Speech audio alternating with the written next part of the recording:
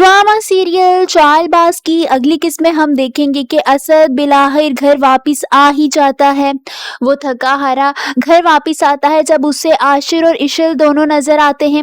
वो मुस्कुराते हुए वहां बैठ जाता है जब इशल उसके लिए चाय लेकर आती है। वो मुस्कुराते हुए आशिर से कहता है कि तुम्हें तो खुश होना चाहिए आशिर, कि तुम्हें इशल जैसा लाइफ पार्टनर मिला जिसने मुश्किल से मुश्किल वक्त में भी तुम्हारा साथ नहीं छोड़ा। वो इशल की बहुत ज्यादा तारीफें करने लगता है। ये सुनकर इशल बेख्तियार मुस्कुराने लगती है और वहीं आशिर भी मुस्कुराने लगता है, क्योंकि वो जानता है कि इशल वाकई काबिल तारीफ है। उसने आशिर से सच्ची वफा निभाई और हर हाल में आशिर का साथ दिया है, यहाँ तक कि वो अब भी वहां मौजूद है।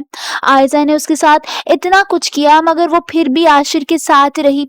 वहीं इशल की वालिदा अपने शोहर यानी वजाहत साहब से कहती हैं कि जो बुराई इशल के घर में थी असद ने उसे उठाकर बाहर फेंक दिया है।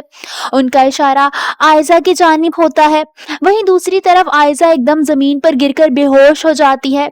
इनाया और उसकी वालिदा यानी मुसर्रत बेगम भागी भागी अंदर कमरे में आती हैं जहां वो नीचे गिरी बेहोश पड़ी होती है।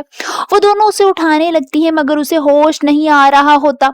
दूसरी तरफ इशल असद के पास आती है और कहती है कि असद भाई अपने होने वाले बच्चे की खातिर आयजा भाभी को वापस ले आए। असद ये सुनकर बहुत ज्यादा हैरान हो जाता है कि आयजा ने इशल के साथ इतना बुरा किया लेकिन इशल अब भी आयजा की तरफदारी कर रही है। वो हैरानी से इशल से कहता है कि आयजा ने तुम्हारे साथ इतना कुछ किया, इतना बुरा किया और तुम यहाँ खड़ी होकर उसकी हिमायत कर रही हो। जिस पर इशल खामोश हो जाती है मगर कहीं ना कहीं उसे यकीन होता है कि शायद असद अपने बच्चे के लिए ही सही मगर आयजा को वापस ले आए। आप सबको क्या लगता है, क्या आयजा का गिरकर बेहोश होना इनाया को रोकने के लिए कोई नई साजिश है या फिर वाकई उसकी तबीयत बिगड़ चुकी है? कमेंट्स में अपनी राय का इजहार जरूर कीजिए।